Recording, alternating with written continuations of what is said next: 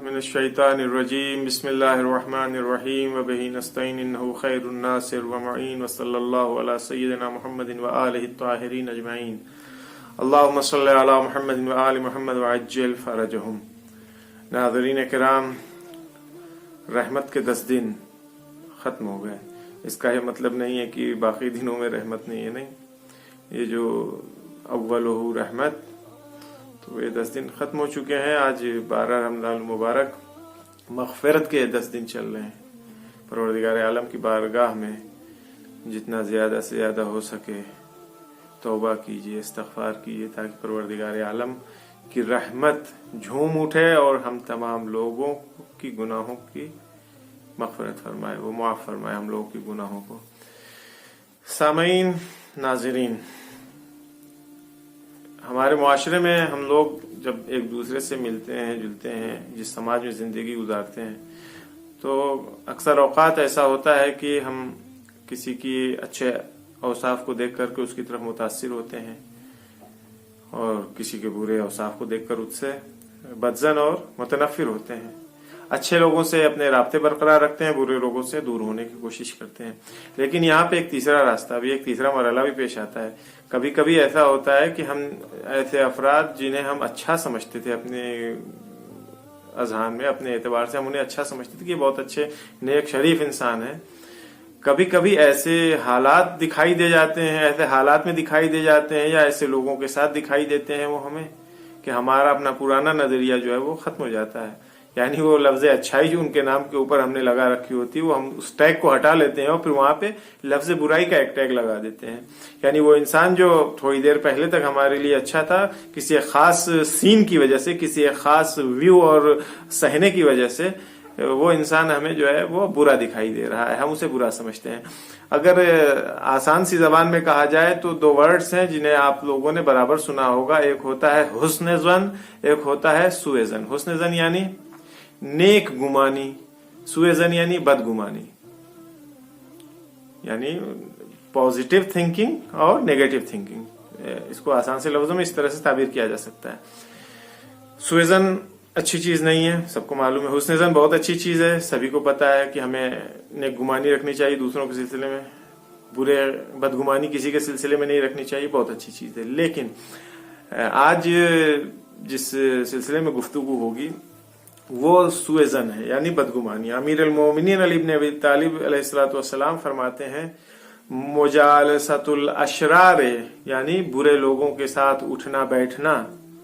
इससे क्या होता है, अगर कोई इंसान किसी बुरे इंसान के साथ, यानी बदनाम, बुरे का मतलब कम से कम हद अकल ये है कि वो बदनाम है, बदनाम इंसान के साथ बैठना, यूरिसो सुअ ज़न्न बिल अखियार, वो उसके साथ उठने बैठने का एक नतीजा जो होता है वो ये होता है कि दूसरे इंसान के सिलसिले में भी सुए ज़न, बदगुमानियां ईजाद होती हैं लोगों के जहनों में, और फिर उसे भी वो उसी की तरह से बुरा समझते हैं। लिहाजा कल दोस्ती के सिलसिले में मैंने अर्ज किया था, तो दोस्त बनाने के लिए तो हम लोग हमेशा तैयार रहते हैं। तो दोस्ती करते वक्त कम से कम इस चीज का ख्याल रखें, परखें कि ऐसा तो नहीं है कि हम जिससे दोस्त बना रहे हैं वो खुदा न खास्ता कहीं किसी बुराई में गिरफ्तार तो नहीं है, संलिप्त तो नहीं है, मशगूल तो नहीं किसी बुराई में। लेकिन ये सुए ज़न जो है ये बुरी चीज है, बुरे अखलाक में से है। लेकिन आज जो कहना चाहता हूं वो ये है, कभी कभी और कुछ मौके ऐसे हैं जहां पे ये सुए ज़न या बदगुमानियां बहुत अच्छी चीजें हैं। इसका मतलब ये नहीं है कि मैं कह रहा हूं कि आप सुए ज़न रखना शुरू कर दिए, नहीं, हरगिज नहीं। कुछ मवारिद, कुछ जगह ऐसी हैं जहां पे बदगुमानियां बहुत अच्छी होती हैं, वो फायदेमंद होती हैं। मसलन कौन कौन सी जगह आपकी खिदमत में अर्ज किया जाए, अगर आप किसी को कर्ज देना चाहते हैं तो आप बदगुमान होइए, पहले उसके बारे में बदगुमान रहिए। जरूरी नहीं कि हुस्न ज़न आप रखें, नहीं ये तो बड़ा मुत्तकी परहेजगार इंसान है, जान न पहचान, हुजूर मुझे मसलन कर्ज चाहिए इतना, हाँ आपसे भी न जान है हमारी न पहचान है, बस बिस्मिल्लाहिर्रहमानिर्रहीम निकाल के दे दिया, लीजिए साहब। नहीं, आप पहले बदगुमान होइए उसके सिलसिले में। किसी से मामला कर रहे हैं, जितने मामलात हैं हमारे, खाली कर्ज ही नहीं, जितने भी मामलात हमारे हैं, शादी ब्याह के मौके में आप बदगुमान रहिए, फिलवादी आंख खोलते ही आप एक्सेप्ट न कर लीजिए किसी चीज को कि नहीं इंशाअल्लाह सब खैर होगा, इंशाअल्लाह सब अच्छा होगा। नहीं, आपकी जिम्मेदारियां हैं कुछ, आप उन्हें देखिए। खैर, तो कर्ज देते वक्त, मामला बिजनेस करते वक्त बदगुमानियां अपने अंदर रखना बाज मौके फायदेमंद होता है। आपकी खिदमत में अर्ज करूं, इमाम सादिक अलैहिस्सलातु वस्सलाम के बड़े बेटे का नाम इस्माइल था। इस्माइल वही हैं जिनके नाम से इस्माइली मजहब या इस्माइली फिरका शियों के दरमियान में मौजूद है, यानी जिन्हें 6 इमामी कहा जाता है। इमाम सादिक अलैहिस्सलातु वस्सलाम के बाद से उन्होंने इमाम काजिम अलैहिस्सलाम की इमामत का इनकार किया और जनाब इस्माइल को अपना इमाम माना। आज उन्हीं के मानने वाले हैं, कुछ आगा खानियों के नाम से हैं और कुछ बोहरों के नाम से हैं। खैर, तो ये इस्माइल इमाम सादिक अलैहिस्सलातु वस्सलाम के बड़े बेटे थे और इमाम के जमाने में ही दुनिया से रुखसत हो गए थे। यहाँ पे इद्या इमामत भी उनका जो लोगों ने कर रखा उनके सिलसिले में वही बातिल होता है। खैर, एक दिन इस्माइल इमाम सादिक अलैहिस्सलातु वस्सलाम के पास आते हैं, आकर के कहते हैं, बाबा जान, मेरे पास जो पैसे हैं, मैं एक शख्स है वो यमन जा रहा है बिजनेस के सिलसिले में, तिजारत के सिलसिले में, मैं चाहता हूं कि मैं उसे अपना पैसा दे दूं ताकि वो अपने बिजनेस में लगाए और वो भी फायदा उठाए और मुझे भी उसका प्रॉफिट मिले। तो इमाम अलैहिस्सलातु वस्सलाम ने उससे इस्माइल से पूछा कि उस शख्स का नाम क्या है। तो उन्होंने फौरन नाम बताया। जैसे ही इमाम ने उसका नाम सुना, उस शख्स का, कहा कि मैंने सुना है कि वो शख्स शराबखोर है, शराब पीता है, लोगों ने, मोमिनीन ने इस बात को बताया है। तो ऐसा करो, तुम इसके सिलसिले में तहकीक करो, जांच पड़ताल करो, देखो जाकर के पता करो उसके बारे में। इस्माइल आए, न किसी से उन्होंने जांच पड़ताल की, न पूछताछ किया, न कोई तहकीक किया उसके सिलसिले में। उस शख्स के हवाले सारा अपना माल दौलत जो भी उनके पास था, सरमाया, पैसा, वो उन्होंने उसको दे दिया। उस शख्स ने इस्माइल का पैसा लिया और निकल गया शहर से, मदीने से बाहर। उसके बाद से वो गया, उसने क्या किया कोई खबर नहीं। पैसा न असल पैसा वापस किया, न उसका कोई प्रॉफिट, और किसी तरह से भी कोई राब्ता नहीं। यहाँ तक कि काफी वक्त गुजर गया। एक दिन कोई आता है, आकर के इस्माइल से कहता है कि वो फला शख्स जिसको तुमने पैसे दे रखे थे और आज तक मुंतजिर हो अपने पैसे के, वो शख्स जो है दीवालिया हो गया है, उसका कारोबार ठप हो गया है, कुछ भी नहीं है उसके पास, एक कौड़ी नहीं है। लिहाजा आप कभी अपने पैसे की उम्मीद मत रखना और न उसको तलाश करना, वो कभी तुमको न मिलेगा न दिखाई देगा। खैर, पैसा तो डूब चुका था। उसी साल इस्माइल अपने बाबा के साथ यानी इमाम सादिक अलैहिस्सलातु वस्सलाम के साथ खाने काबा ज़ियारत के लिए गए, हज करने के लिए गए। खाने काबा के सामने, खाने काबा की दीवार के नजदीक बैठ करके जनाब इस्माइल फर्जंद इमाम सादिक अलैहिस्सलातु वस्सलाम आंखों से आंसू बहा रहे हैं, हाथों को उठाकर दुआ कर रहे हैं, मेरे अल्लाह, मेरे माबूद, मेरे मालिक, ये जो मेरा पैसा था ये तो डूब गया, कम से कम उसके बदले में मुझे अजर और सवाब अता फरमा। ये कौन कह रहा है? इस्माइल इब्न जाफर सादिक अलैहिस्सलातु वस्सलाम, कि अल्लाह मुझे अजर और सवाब दे दे, मेरा असल पूंजी तो मेरी डूब गई, मेरे पास अब कुछ है ही नहीं। जैसे ही इमाम सादिक अलैहिस्सलातु वस्सलाम ने जुमला सुना, इमाम इस्माइल के शाने के ऊपर हाथ रखा, कहा क्या कहते हो, खुदावंद आलम को अपना कर्जदार बना रहे हो? मगर खुदा तुम्हारा कर्जदार है, उससे तुम अजर और सवाब मांग रहे हो, किस चीज का अजर और सवाब मांग रहे हो? कहा बाबा हमारा पैसा डूब गया, वो फला शख्स को दिया था। कहा खुदावंद आलम ने तुमको अक्ल दिया था या नहीं दिया था? अक्ल शऊर तुम्हें खुदावंद आलम ने दिया था या नहीं दिया था? मगर खुदावंद आलम ने तुमसे क्या कहा है? आंख बंद करके किसी के ऊपर भरोसा कर लो। मगर मोमिनीन ने, तुम्हारे मिलने जुलने वालों ने तुमने तहकीक क्यों नहीं किया उसके सिलसिले में? कहा मैंने हुस्न जन की बुनियाद के ऊपर कि नहीं ऐसा नहीं होगा, अगरचे मेरे साथियों ने, मोमिनीन ने मुझसे कहा था कि वो आदमी शराबखोर है, शराब पीता है। कहा जब बताया था तो तुमने मोमिनीन की बातों के ऊपर भी भरोसा नहीं किया, न तुमने खुद जाके कोई जांच पड़ताल उसके सिलसिले में किया, आंख बंद करके उसके ऊपर भरोसा किया और दिया। तो यहाँ पे खुदावंद आलम कोई तुम्हारा कर्जदार नहीं है, बिल्कुल वो हरगिज तुमको न अजर देगा न सवाब देगा।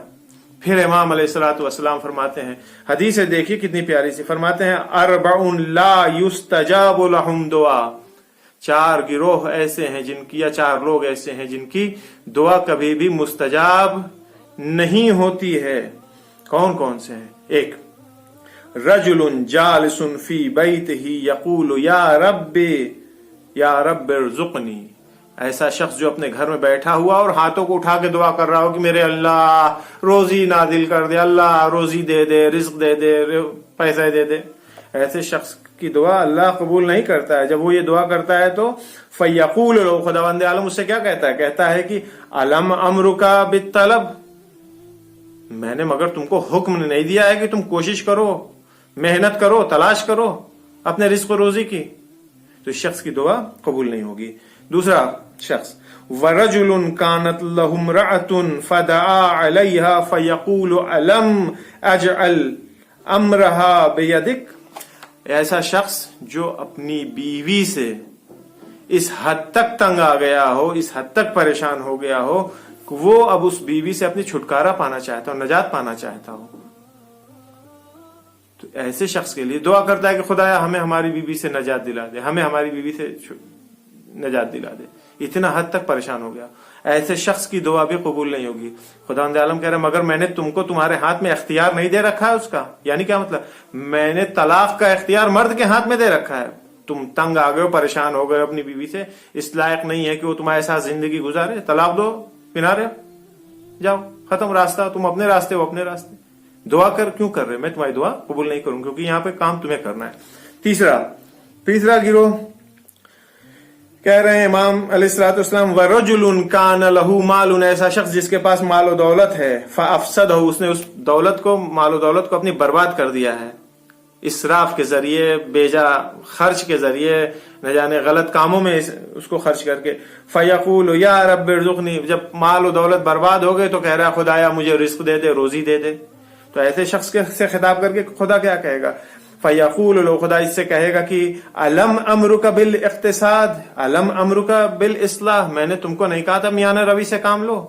قرآن مجید میں آئے تھے ان چیزوں کے سلسلے میں نے تم سے نہیں کہا تھا کہ میانہ روی سے کام لو. اسراف کرنے کی کیا ضرورت تھی, اپنے امور کی اصلاح کرو, سوچ سمجھ کے پیسے خرچ کرو.